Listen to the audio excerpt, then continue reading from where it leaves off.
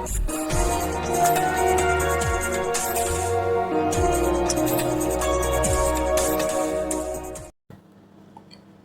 time to get things going. Another episode of Techfall Tabletalks is upon you. I am your host, as always, Julius Grit. And right now it's August 5th, but on August 1st and 2nd, Arseni Kikiniou, a youth NYC wrestling alumni. He wrestled for the Elite Wrestling Academy Club. I've trained there a bunch, so I know Arseni, I know Alexander. I met their dad a bunch of times. I've got to watch them grow and progress. And then they go over to California, wrestling at Poway High School. Alexander had graduated not that long ago. Arseni's still there. And just the growth and progress they've made is just crazy, But I've gotten to see Arseni drill and all that even back then. I've kept up with him at his time at Poway. And it's not that much of a surprise that he's as successful as he is. That he's gotten to do what he just did. It's insane. He's the first American to get 2 world medals at the World Championships. Alright?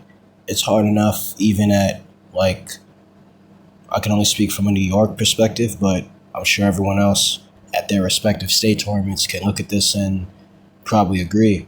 It's hard enough wrestling both freestyle and Greco at one tournament. And it makes it even harder at Fargo. I don't know about the other state tournaments, but in New York, they don't make you make weight twice at freestyle and Greco states. But at Fargo, I know that they make everyone weigh in. You got to keep your weight where it needs to be. And that's a grueling tournament. There's guys that won nationals one year and couldn't even place the next year. That's how grueling it is. It's just a grueling tournament. It makes you think, what if everyone didn't have to make weight a bunch of times or keep their weight down for the whole time? How much different would that tournament be? And I know it's obvious that they do that at the World Championships, right? So it's grueling enough doing that. And Arseni wrestled at Fargo before, right? He won it, and he All-Americaned in 2 respective years, so he's already used to that. But it's hard enough. He could tell you himself, it's hard enough doing that. And then coming away with a medal for both styles at the World Championships.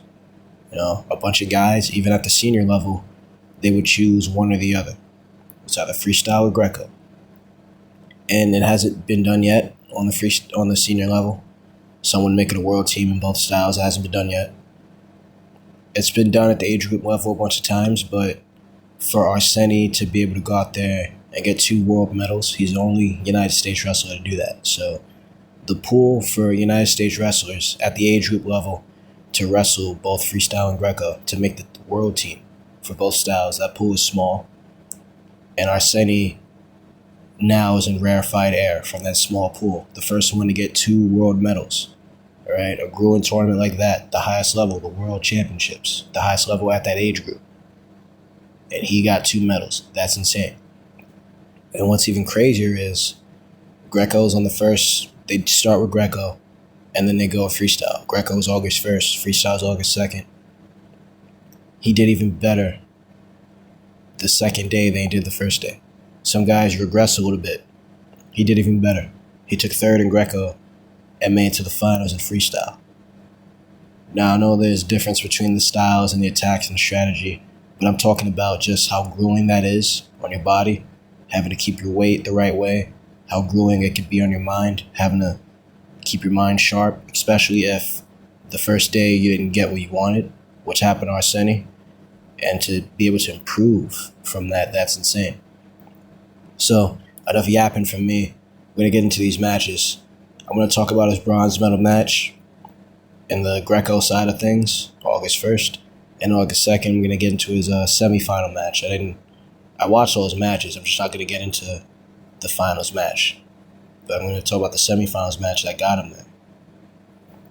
So 65 kilograms is the weight that Arseni wrestled at. I talked to him here and there. Like I said, I know him and his brother. I've trained with his brother a ton. And I met his dad. I met their dad a bunch. So we talk here and there. Arseni wrestled around 144 for high school. he filled out. He got pretty big, so that's good. He's a good size 144. I don't know the exact translation of 65 kilograms, but I'm pretty sure it's not that far off. So he goes against, in the bronze medal match, Yehor Tarasenko from Ukraine. The first period, there's lots of tests of strength, right? If you watch like pro wrestling, like WWE, whatever, you'll see them sometimes lock their hands together slowly and they'll like push and pull each other. This didn't exactly happen here the exact same way because you can't lock your hands, but they kind of like pushed and pulled off each other. They both like had their hands on each other's biceps trying to push and pull, trying to get into position to where they could throw, right? Because it's Greco, you want to keep your elbows in pretty much at all times. Arseni got the first point because his opponent went down. I guess when that happens, the ref looks at who's being more offensive. Then the guy that's being more offensive, the guy that's not being offensive enough, they have to go down and parterre. And then the guy that was being offensive, they have the opportunity to turn them, so they get a point, free point. And then they have an opportunity to turn him or tech him, whatever. So Arseni tried to turn him, couldn't do it. Arseni went for an arm throw attempt, but he missed. The referee called it a slip. So it's not like his opponent didn't move from the spot, Arseni just slipped. That's all it was. So his opponent didn't get a point or anything from getting on top of him after or nothing. Then Tarasenko had a really good arm throw attempt, but Arseni kept like circling around, and he kind of, not a complete duck under, but he kind of like tucked his head under his opponent's other arm just to maintain position so his opponent couldn't fully get around him. So that looked pretty cool. Actually, if you watch the match back, it looks pretty cool. Nothing much happened after that. It's the World Championships. It's not going to be... It can be exciting, but these guys got to be smart, It's a big, very, very, very big tournament. So the highest level tournament outside of everyone's respective country, right? So if someone's being flashy, cool. But I mean, for the most part, and it's Greco, so for the most part, it's not going to be the most entertaining for a lot of guys to watch, but for me it was. I train and wrestle Greco, but not much is going down. So while I'm reviewing this, you're not going to hear much crazy stuff happening. There weren't any big throws or anything like that. It was the moment that was really exciting, the moment itself. So second period, the same thing happened, but in reverse. Arseni went down, and his opponent couldn't turn him. So the score was 1-1, but his opponent was leading on criteria. However you guys feel about criteria, that affected it, so his opponent led. Then Tarasenko went for a Greco trip. I put that in quotes because you can't use your legs in Greco, but if you place your leg down on the mat and maneuver your opponent over your leg without moving your leg, that's legal. So that's what his opponent tried to do. But Arseni moved his opponent's momentum to like the opposite side. He didn't turn or get behind him or anything. Arseni was leaning to one side and then just leaned to the other side. And he was able to take all the momentum the other way. And then he was able to put Tarasenko on his back and got 4 points at the last 8 seconds, I would say. Got him right on his back, feet to back, so he got 4 points. And Arseni Kikiniou got third place at the Greco-Roman U17 World Championships at 65 kilograms. His dad was super excited. Once his opponent hit the mat, his dad was so excited. Jaden Cox and Jamel Kelly were the coaches for all those guys at Worlds. Some very good company to be in, Jaden Cox, Olympic bronze in 2016. Jamel Kelly, Olympic silver in 2004, So, very good coaching that he had. And, of course, his dad. I remember asking real quick about his dad's accolades a while back. And Alexander was the one talking. And he said that his dad was a world champion and all that, European champion stuff, He was on the world team and all that in Europe, in Belarus. That's where they're from. So it's real cool to have that, But then again, they're pushing, they're working themselves. I've watched them work. I've trained with Alexander. They're not just expecting something to just, happen just because who their dad is. No, they got their own style. They got their own thing going. They definitely love wrestling. They love this. Their dad didn't push them too hard. He made sure that they love this. They really enjoy it. It's obvious. It's real cool to see the success that they're both having. So now we get into the freestyle match. So Arseni goes all the way to the finals. Here is the semifinals match against Morteza Hodge. So he has like a full name. I know they do the last name first before the first name. I understand that. The way I read it, that's how it's supposed to be read. But this guy's name is so hard to pronounce. His first name, I'm not even gonna try it. So I'm probably messing up the order here, but for my own sake, we're gonna call him, and for everyone listening's sake, we're gonna call him Morteza Hodge, just to make life a lot easier. From Iran. They're very good, we know that. But it's not impossible to beat them.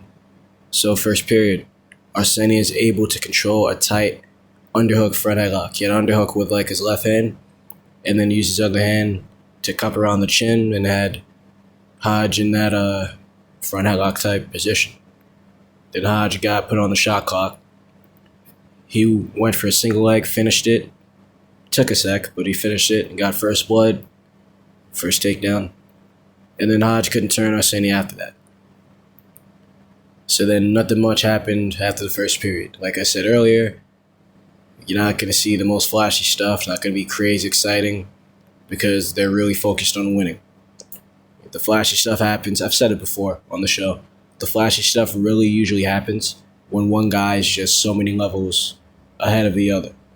But for the most part, you see two guys that are really good, or you see a bracket full of guys that are really good. You're not going to see flashy highlight reel stuff for the most part, because you're not really supposed to. They're trying to win. They're not trying to look cool. It's all about winning here. So nothing much happened the first period. Second period comes around. A nice exchange leads to Hodge getting a step out, but he didn't get the point. So I didn't see it at first. I paused and rewind. So what happened was Arseni was grounded. And because Arseni was grounded, Hodge didn't get the point. I saw it a bunch at Final X. I've seen it a bunch wrestling, freestyle, and watching it. If you keep your knees on the ground and your opponent pushes you out, or if you feel your opponent might push you out and you have no other options, put your knees on the ground, because if they push you out, quote unquote, they're not going to score because you're grounded. A step out can only happen if it's a step, which means that your legs are up, like you're standing up pretty much. But if you're not fully standing up, your knees on the ground, it's not a step out point. He might have pushed him out of bounds, but he didn't get any points off. So then Arseni pushed Hodge out of bounds with the front headlock a little bit later, and he actually got the push-out point because Hodge's foot actually went outside. It was actually a step out. He wasn't grounded.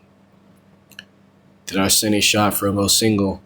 He grinded to a finish. Now he's in the lead, 3-2. The clock's ticking now. Then Arseni weathered out the last 20 seconds, and he earned another World Championship medal. So he made it to the finals. Unfortunately, he lost in the finals. I remember I texted him right before that, and he appreciated it. I was like, bro, you're so close. You're so close. Go get it. Unfortunately, things didn't go his way, but he made history. He made history. The first American to get 2 world medals at the World Championships, the age group World Championships. First one to do it. First one to do it. That is insane. Like I said, it's hard enough to even wrestle both styles, especially at a tournament like that. But he went out there and got a medal on both styles. That's insane. That's insane for Arseni to have done that. So cool. His dad's very excited. His coaches are really excited. I know his brother's really excited, Alexander. So yeah, great job. Big congrats to Arseni. Big. He made a lot of development at Elite Wrestling Academy under Dimitri Landa. And he's from NYC, Him and his brother were I was down in Brooklyn with him, training alongside Arseni, training with his brother. So yeah, they're definitely NYC alumni, and it's great that they did what they did. It's great they were able to develop the way they have. And it's great that Arseni was able to make history. It's really, really cool he did what he did.